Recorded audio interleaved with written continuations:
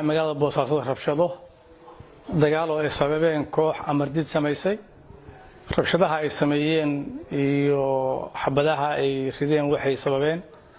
in dad badan oo shacbi magaalada ay ka baxaan banaankana u baxaan bixitaanka shacabku ay banaanka u baxeen oo tuulooyinka u baxeen waxay sababtay dadkii inay waayaan meel ay harsadaan iyo meel ay fariistaan iyo waxay cunaan intaba kadib dawladda hoose degmada Boosaaso waxaanu dadkaas u qabanay adeegyo badan oo ah sidii u heli lahaayeen biyo gaarsiinta biyaha cuntada fudud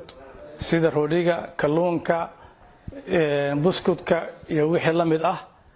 dhammaan adeegyadaas waxaanu fulinaynay saddexdan bari annagoo ugu danayna shacabka ka baxay magaalada inaanu la qaybsanno oo wax kala qabanno dhibta markaa haysata oo ah banaanka ay u baxeen ee sababtay rabshadaha ay kooxdan amardidka ay ku sameeyeen magaalada Boosaaso sidoo kale waxaan mahad gaar u celinayaa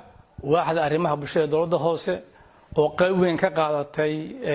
taakulaynta iyo xuquuqadka dadka tabaaleysan ee magaalada ka baxay kuwa oo muddadanba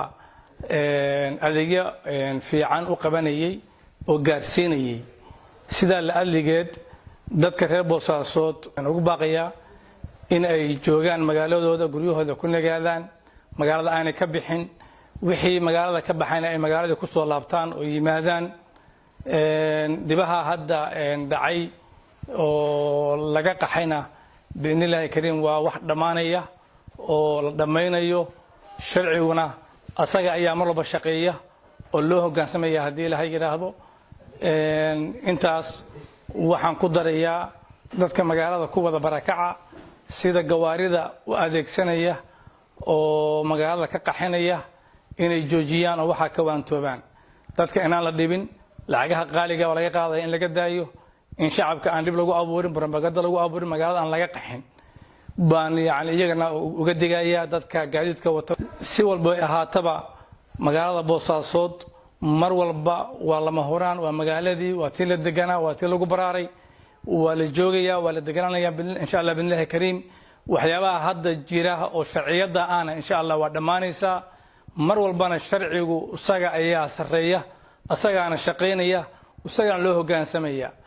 cidii kalena ma jido sharci waa sharci waxa lagu wada joogo oo lagu kala dameeyo oo dawladda lagu yahay weeye asagana mar walba shaqeynaya waxaan mar labaad iyo mar saddexaad ugu baaqayaa shacabka inay istijiyaan guryahooda inta joogta ay joogaan intii baxana ay dib ugu soo laabtaan magaaladoodii inta baan u sheegayaa